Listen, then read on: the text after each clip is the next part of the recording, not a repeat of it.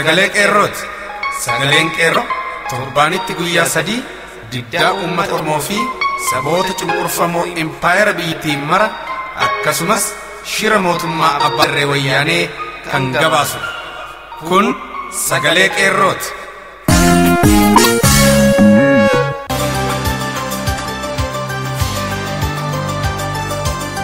Waxabajjiijaa bara 2016 harka fuuni akkam jirtu kabajamuuf jaallatamoo dhaggeeffattoota sagalee qeerroo. Kun qophii sagalee qeerroo kallattiin Oromiyaa irraa isiniif darbudha.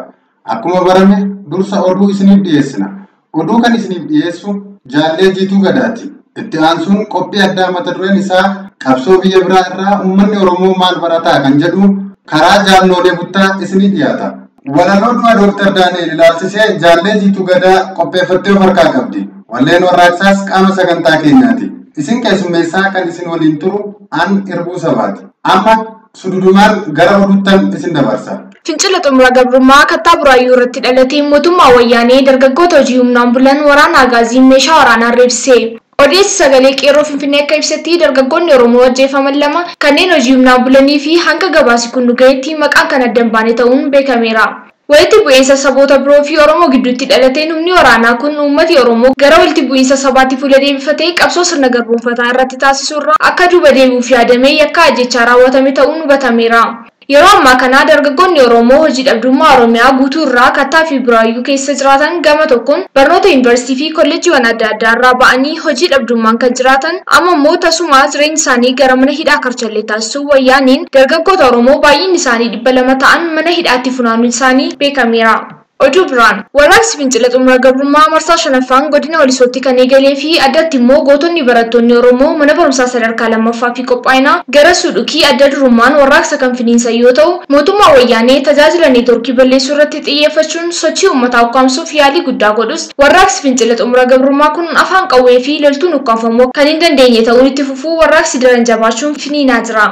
Gootonni barattoonni Oromoo gaaffii mirgaa abbaa biyyummaa gaafachaa jiruu fi mirga bilisummaa saba keenyaa hanga kabajamuu fi waraanni wayyaanee Oromiyaa fi dhaabbilee barnootaa gadhiisee haga bahutti warraaqsi fincila xumura gabrummaa hin dhaabbatu. Qormaata toon baratiin hin qoramnu sirni barnoota waraanaa nu jala oggurameef mootummaa wayyaaneetti gaafatamuu qaba. Hidhamtoonni Oromoo hundi haalduree tokko malee haa hiikaman jechuun gaaffii isaanii finiinsuun warraaqsa qabsiisan. Sochii warraaqsa Oromiyaa godinichatti jabaachaa dhufuu wal qabatee waraanni agaazii gootota barattoota Oromoo mana barumsaa gara Suudukii sadarkaa 2ffaa fi qophaa'inaa mooraa mana barnootaa seenuun barattoota waraana agaaziin kan goolaa jiru ta'uu fi barattoonni Oromoo 6 humna waraana agaaziin kaafamuun kan hidhaman ta'uun isaanii ibsamee jira. Barattoonni Oromoo Walisoo mana barumsaa gara Suudukii irraa ukkaanfaman keessaa Barataa Misgaanaa Dinsaa kutaa 9ffaa, Barataa Guutamaa Rundaasaa kutaa 9ffaa, Barataa Alamaayyoo Rundaasaa kutaa 9ffaa, Barataa Xuruunaa Kitaabaa kutaa 10ffaa, Barataa Waaggaarii Biraanuu kutaa 9ffaa kanneen keessatti argaman barattoonni Oromoo 6 humna waraanaa agaaziin kan ukkaanfamanii hidhaatti darbaman ta'uun ibsamee jira. Humni waraanaa agaazii fi poolisii federaalaa gara godina kanaatti guuramaa jiraachuun ifa ta'eera. Warraaqsi uummataa godina Kibba Lixa Shaggar Walisoo magaalaa hanga gandoota baadiyyaatti illee yeroo irraa gara yerootti jabaachaa jiraachuu maddeen qeerroo magaalaa Walisoo irraa sagalee qeerroof gabaasan. Oduu gaddaa.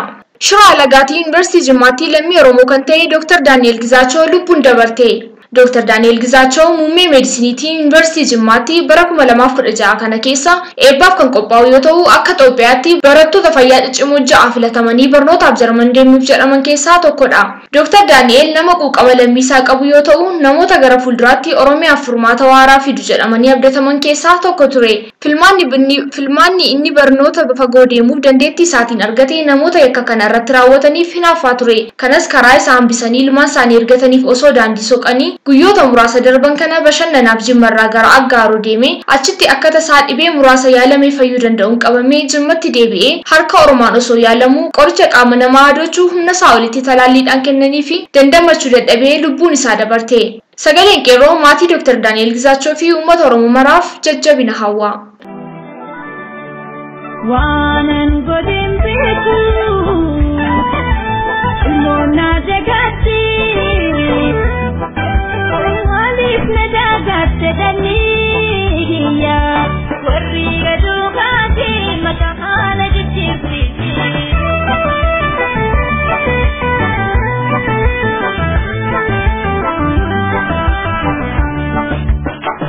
bakkeetiif keessaan guggubannee si eeggachaa jirraa hundaanis si abdannee qoleensiin ol jechuuf guyyaa lakkaawwattee maaliif reeffa baattee mataa gad qabattee dhamaatee dadhabdee dafqitee guyyaan eebba keetii awwaalaan dursamte lammiif yaadu maaliif hin boqotu gadhee lafa guute gaarii maaf qolatu eebbaaf kan hodhame uffanni kee eebbaa kafanamaaf ta'e goota akka dhibbaa harmeef abboo qofaa kan si'iin abdate ilmaan oromootu dheebuu si eeggate ilkaan kolfaaf rignee eebbaaf qopheessine walitti ciniinnee gaddaan gaggeessine yaa waaqa oromoo meerree eessa jirtaa dhalannee godhannee maaf nama seensista oromorraa oneegdu duris yoom abdannee har'as wareegamee daaneef biraa dhabne nagaatti gaadaanii si geggeessaa jirraa biyyeen sin ciqiliin boqodhumee har'aa isati jalqabdee faajii oromummaa guca goonee qabnee qaqqabsiisna galmaa bilisummaa lafarraatii dhabdee waaqarratti boqodhu kan lafarra cabdee imimmaaniin galaa kunuusiif galaasnee nagaatti daanii koo egaa gargar baanii. Oduun keenya sagalee qeerroo guyyaa har'aaf jennee kanuma qophiilee keenya hafaa waliin turtii gaarii. Waanan godhin beeku Mona dagatti Maaliif na dagatte daniya Warri gaduu baate maqaan jijjiirti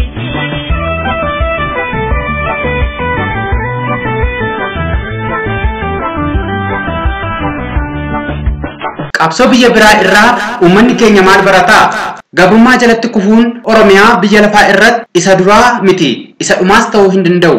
Daandiin qabsoo bilisummaa hadhaa fi jajallataa wareegama amma kana jedhamee himamuu hin dandeenye akka gaafatu beekamaadha. Qabsoon godhamu bara dheeraa fi umurii dhaloota hedduu fudhachuus ni danda'a. Waliigala garuu dhaloonni har'aa dhaloota kaleessaa irraa baratee of qaree gara fuula duraa tarkaanfata. Dhaloonni boruu immoo isa har'aa irra caalaa baratee of ijaaree qabsoo uummata bal'aa daran finiinee akka galmaan gahu godha.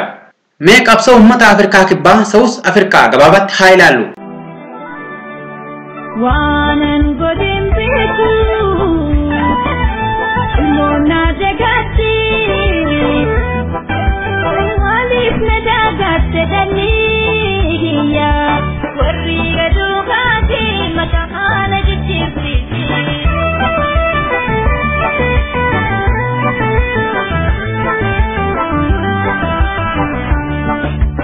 Bara 1652 Hoolaand irraa sabni adiin Boer jedhamu humnaan dhufee qubate. Haa ta'u malee uummanni Afrikaa guutuutti harka isaaniitti hin kufne. Naannoo isaaniitti moototaan ofiin buluu danda'aa turan. Bara 1860 mootummaan Ingilizii humna waraanaa guddaa fi meeshaa waraanaa baraan weerara itti bane. Amma bara 1878 utuu of irratti lolanii guutummaatti caban.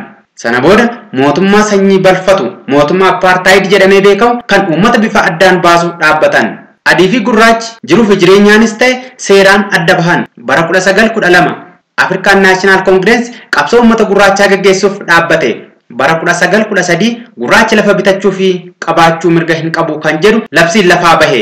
Tooftaan qabsoo African National Congress jalqabaa mootummaa Ingilizitti iyyannaa dhiyeeffachuudha. Kan waraanaan cabse mootummaa apartheid ijaare mootummaa Ingilizii waan ta'eef iyyannaa African National Congressiif gurra hin kennineef ture. Bara 1914 Nelson Mandela, Walter Sisulu fi Oliver Tambo sochii barattootaa keessaa qaama dargaggoo African National Congress Youth League dhaabbatan. Yaadni isaanii sabboonummaa Afrikaa irratti kan hundeeffame ture. Yaada Afrikaan ofiin of bilisoomsuu qabdi jedhu qabatanii qabsootti fufan. Uummannis qabsoo kana keessatti akka hirmaatu baay'ee sochoosan. Warqee fi diyaamandii baasuuf humni uummata gurraachaa baay'ee barbaachisaa ta'e argame. Mindaan argatu garuu jiraachuuf isa hin ga'u. Gurraachi mana barumsaa adii hin dhaqu. Magaalaa adii eeyyama malee hin seenu. Cunqursaa fi saamichi godhamu baay'ee fokkisaa ta'aa deeme. Diddaa agarsiisuuf bara 1960 uummanni eeyyama isaa malee akka magaalaa seenee hidhamu tooftaan dhiyaate. Garuu Sharpeville irratti poolisiin uummata harka qullaa jiru irratti dhukaasa banee namoota 69 yeroo ajjeesu namni 186 madaa'an. Guyyaan kun guyyaa dhumaatii Sharpeville yookaan Sharpeville Massacre jedhamee beekama. Bara 1961 erga African National Congress dhaabbate waggaa 49 booda qabsoon bilisummaaf lolli qawwee akka barbaachisaa ta'e African National Congressiin murteeffate humna waraanaa ijaaruun eegalame. Bara 1963 Oliver Tambo fi Joe Slovo badanii yeroo biyyaa bahan hooggantoota African National Congress biyya keessa jiranii qabamanii mana hidhaatti darbaman. Baruma kana Nelson Mandela akka jireenya isaa guutuu hidhamu itti murtaa'e. Bara 1970 barattoonni sochii gurraacha dammaqee yookaan Black Consciousness sadarkaa olaanaatti jalqaban. Biyya keessatti sochiin kun uummata baay'ee dammaqsee akka diddaa gabrummaa kana irraa gamtaan qooda fudhatu taasise. African National Congressiin waraana biyya alaa keessatti leenjifatee biyya galchuuf rakkina guddaatu isa mudate. Biyyoonni ollaa kan akka Mozambique, South Rhodesia kan amma Zimbabwe taatee fi Angolaan kolonii adii jala waan turaniif African National Congress gargaaruuf fedhii hin qaban. Erga bilisa bahanii booda illee Renamo kan jedhamu mootummaa Mozambique irratti, UNITA kan jedhamu immoo mootummaa Angolaa akka jeeqaniif mootummaan apartheid irratti ijaaree akka biyyoota ollaa kana keessatti African National Congressiin hundee hin godhanne gochaa ture. Yeroo barbaadu illee biyyoota haaraa ta'an kana waraanaan weeraree African National Congressiin balleessuuf yaadeera. Bara 1985-86 uummanni ka'ee bushaa mootummaa naannoo isaa ijaaru dhaamsuu eegale. Keessattuu basaastota mootummaa adiif hojjetan irratti tarkaanfii sadhumaa fudhachuu jabeesse. Warra uummanni geengoo konkolaataa mormatti hidhee ibidda itti qabsise illee ni jiru. Raajii guddaan jiru garuu diina isaanii wajjin garuu bifaan waliin fakkaatan, wal keessa illee hin jiraatan. Kanuma keessaa gurraachonni horiin bitamanii uummata isaanii dabarsanii du'aaf kennan jiraachuu arguudha. Bara 1986 hanga bara 1990 mootummaan apartheid labsii hatattamaa baasee biyyi akka waraana jalatti bulu taasise. Barootan kana keessa namoonni 300,000 ol ta'an hidhamaniiru. Basaastonni mootummaa qabsaawwan hedduu galaafataniiru. Warra akka Steve Biko mana qabsaawwan baay'ee irratti boombii dhoosaniiru. Uummanni gurraachi Afrikaa gidiraa guddaan irra ga'u iyyuu bilisummaa yookaan du'a jedhee ka'e. Yeroo qabsaawwan tokko kufu boo'uun ni hafe. Uummanni kumaatamaan bahee sirbuu fi faaruudhaan awwaaluu eegale. Yeroon boo'ichaa fi yeroon gaddaa ni darbe. Awwaalli qabsaawwan bakka itti waadaan bilisummaa haaromu ta'e. Fincilli uummataa itti caalaa deeme malee ajjechaa fi hidhaa sodaatee uummanni of duubaa deebi'uu ni dide. Waraanaan uummata cabsuu yoo dadhabe mootummaan dulloome jiguu malee fala biraa hin qabu. Malli hunduu yeroo harkaa dhumu mootummaan apartheid African National Congress wajjin waa'ee araaraa dubbachuu eegale. Yeroo adda addaa yoo lolli qawwee kun afuu qaba jettee balaaleffatte siigna jedhee Nelson Mandelaaf waadaa hiikamuu kennaaf ture. Mandelaan garuu gonkumaa funyaaniin na haba'u jedhee waggaa 27 hidhame. Waggoota kana keessa waggaa 18 nama irraa fo'amee kophaa isaa bishaan gidduutti hidhame. Bara 1981 mootummaan apartheid kun akka mana hidhaa keessaa badee yeroo qabamu ajjeesuuf shira qopheesse basaastonni Ingilizii jalaa kuffisan. Bara 1990 mootummaan African National Congress akka seeraan jiraachuu danda'u mootummaan apartheid fudhate. Bara 1991 walgahii waliigalaa National Conference ta'e irratti Nelson Mandela pirezidantii African National Congress ta'ee filame. Oliver Tambo bara 1969 amma bara 1991 kan pirezidantii African National Congress ture akka abbaa barcumaa ta'u filame.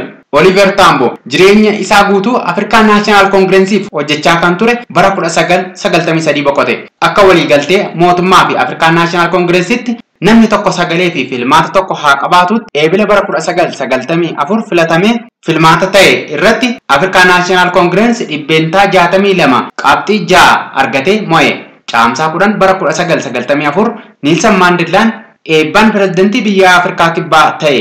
Waggaa 4 booda aangoo dhaloota boodaa dabarsee seenaa murannoo goota biyya isaaf galmeessee mudde 5 bara 2013 addunyaa kanarraa boqote. Waanan godhin beeku loona jagaatti waliif na jagaatti dhanniya warri gaduu kaati maqaa haala jijjiirsiisi.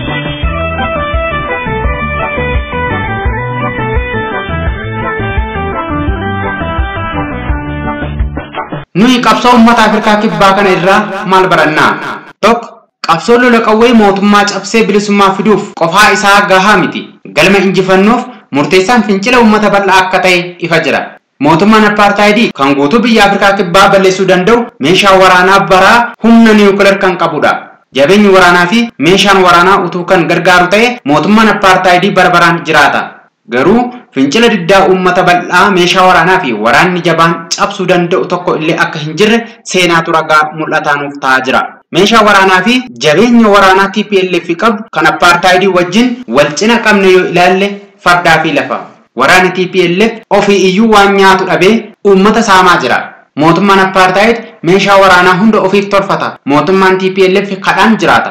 Diinni keenya amma dandee uummataa fi biyya keenya balleessee baduuf kan qophaa'e malee yeroo dheeraa jiraachuuf humnaa fi dandeettii akka hin qabne ni beeka. 2. Waraana uummata irratti labsuun mallattoo kufaatii mootummaati malee jabina isaa miti. Ijibbaata isa dhumaa gochuuf mootummaan kufu waraana uummata irratti bobbaasa. Mana hidhaatti nama hundaa guuruun hammeenya hiriyaa hin qabne xinnaa fi guddaa irratti raawwachuudhaan uummata sodaachisuuf tattaaffii isa dhumaa godha. Uummata hunda waloon diineffachuun isa galaafata malee isa hin gargaaru. 3. Dhalattoonni wal irraa barachaa, dammaqiinsa horachaa, of ijaaraa, of gurmeessaa, murannoo guutuun diina fuula dura dhaabbachaa deema. Isa dhaloonni kaleessaa dagate irraa dhaloonni har'aa of qara. Isa dhaloonni har'aa dagate irraa immoo dhaloonni boruu akka caalaa baratuu fi of qaru mamiin hin jiru. Afrikaan Naashinaal Koongireensiin erga dhaabbate waggaa 80 olitti fudhatu iyyuu uummanni Afrikaa kibbaa mootummaa apartheid fokkisaa ta'e akka ofirraa gatu daandii qabsoo tilmaamuuf gahee guddaa qaba. Wareegama amma kana hin jedhamnes baasee jira. Garuu fincila diddaa uummataa malee qofaa isaa tasa kuffisuu hin danda'u. 4. Akkuma kana adda bilisummaa Oromoo kaayyoo bilisummaa bu'uuressuudhaan akka uummanni Oromoo irree tokkummaan ka'ee mootummaa Habashaa barbadeessee bilisummaa isaa gonfatu tilmaamuuf gahee guddaa qaba.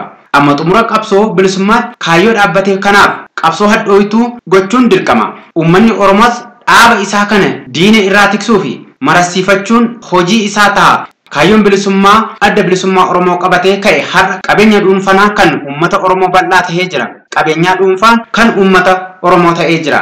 Kanaafuu uummanni Oromoo har'a kumaatamaan kan irratti kufaa jiru. 5. Qeerroon bilisummaa Oromoo kuufata qabsoo bilisummaa saba Oromoo bara dheeraa deemee fi dhiiga gootawwan Oromoo dhangalaasan kaleessa dhalatee kan guddatee as ga'e malee kan tasa akka biqiltuu warqee as bahe miti. Kan dhaloonni kaleessaa dagate irraa barachaa of qaraa fincila xumura gabrummaa Oromiyaa guutuu keessatti finiinsee injifannoo uummata Oromoof galmeessuuf dandeettii gahaa akka qabu diinaa fi fira hubachiisee jira. Injifannoo uummata Oromoof Oromiyaan ni bilisoomti.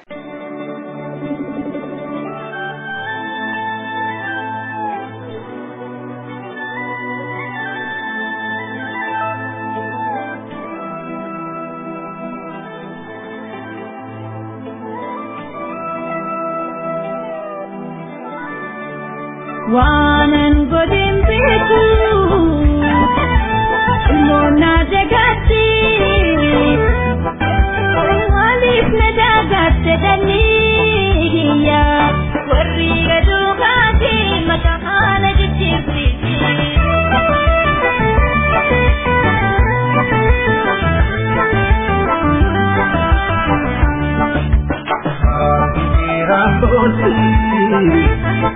La paganganate Okusistan Mantama najete Orodianin bosti La paganganate Okutane gadu Mantama najete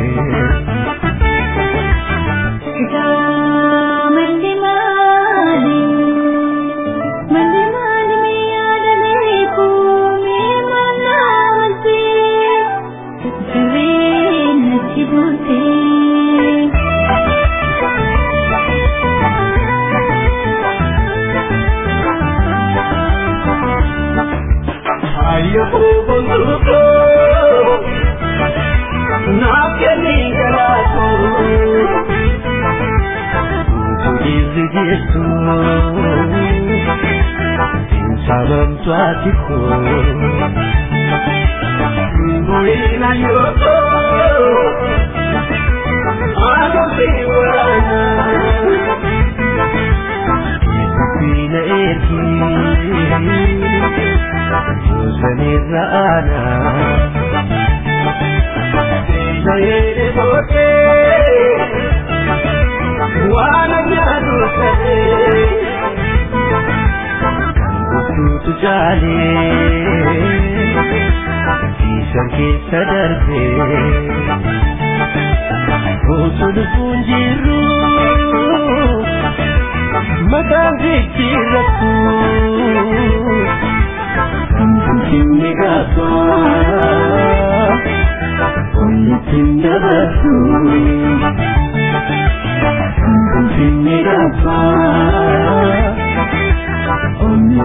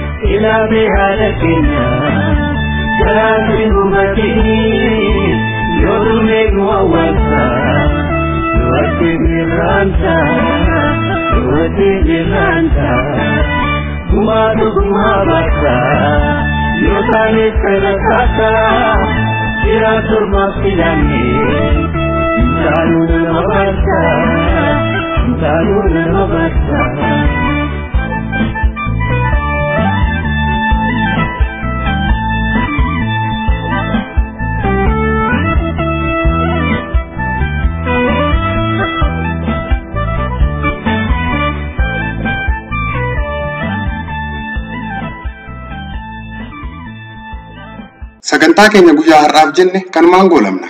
Waan nu dhaggeeffattaniif galanni keessan bilisummaa haa ta'u. Isiniin jecha sagantaa biraan hanga wal agarru nagaan nuuf tura. Injifannoo uummata Oromoof gadaan gadaa bilisummaati.